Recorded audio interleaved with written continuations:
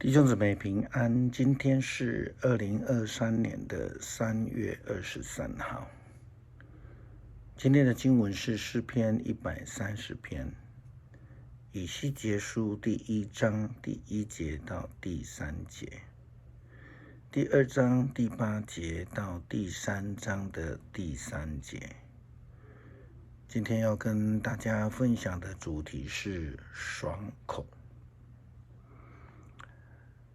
上帝的话语，上帝的旨意，成了摩西所传达的诫命规条，还有先知们口中上帝的预言，后来也成为我们文字记载的圣经。我们知道不同的语言对于学问、书本或是经典的追求有不同的形容。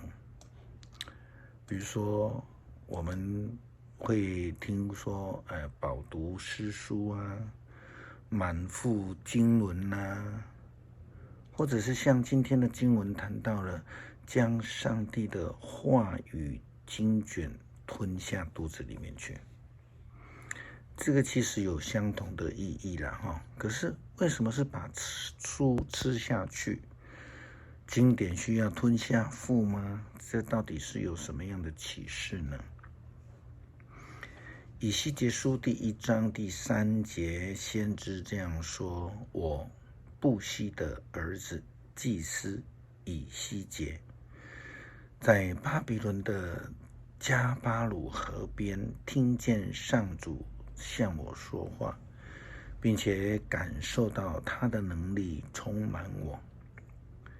上帝的话语进入了以西结先知以后呢，以西结就觉得有能力充满了他。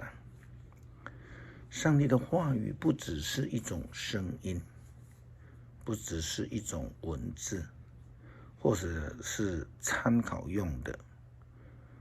上帝的话语，上帝的旨意，上帝的规范，绝非是说高兴的，而是要那些相信的人、跟随的人、受呼召的人听进耳，行得出来。因此上帝告诉先知以西结说，必修的人啊，你要留心听我告诉你的话，不可像他们一样叛逆，你要开口，要把我给你的东西吃下去。于是我看见一只手向我伸过来，手拿着一卷书卷。他打开书卷，我看见书卷正反面都写着字，上面所写的是哀悼、叹息和悲痛的话。在这里，先知所领受的是记满了哀悼、叹息以及悲痛。这些话语，这在形容在上帝在面对这一些受苦在灾难中的以色列人，他们所遇见的困境。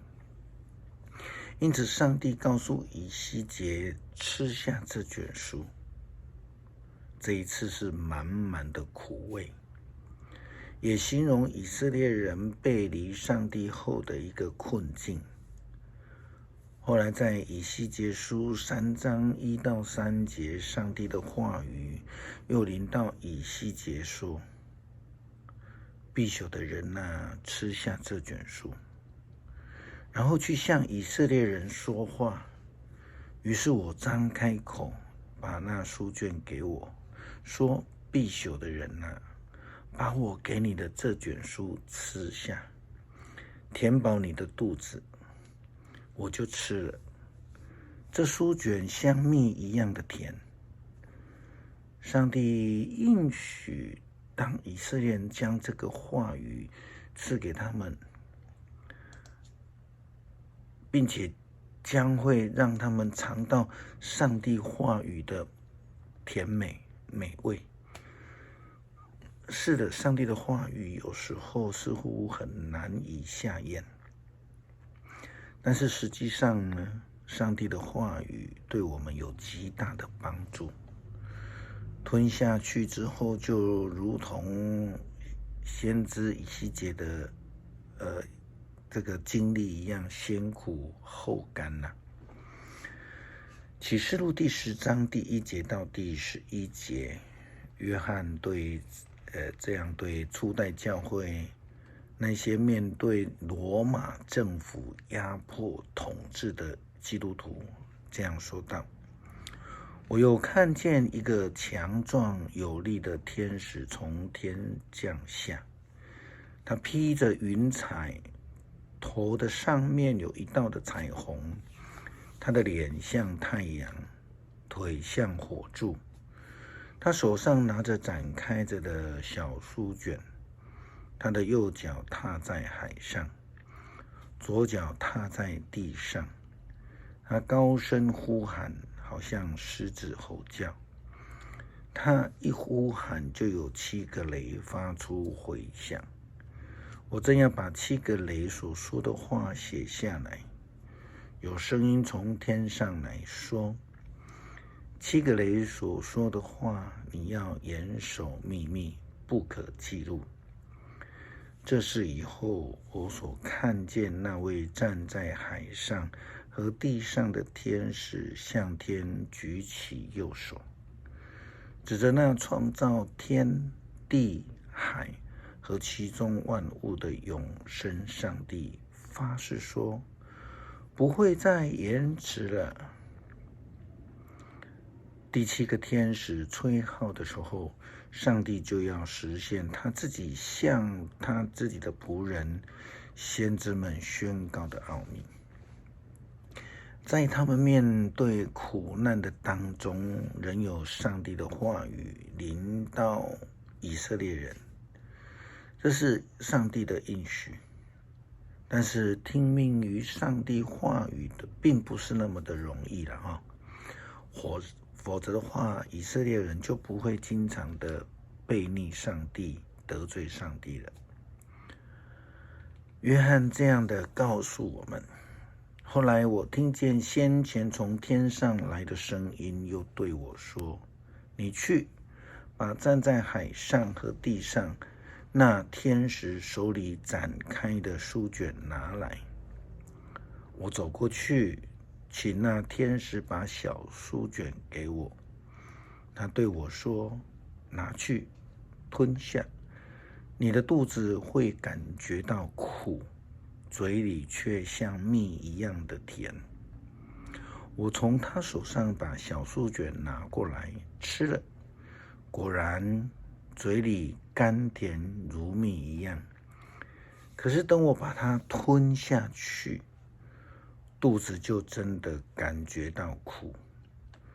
天使又对我说：你必须再次的宣布上帝对各民族、各国家说各种语言的人和君王们所发的预言。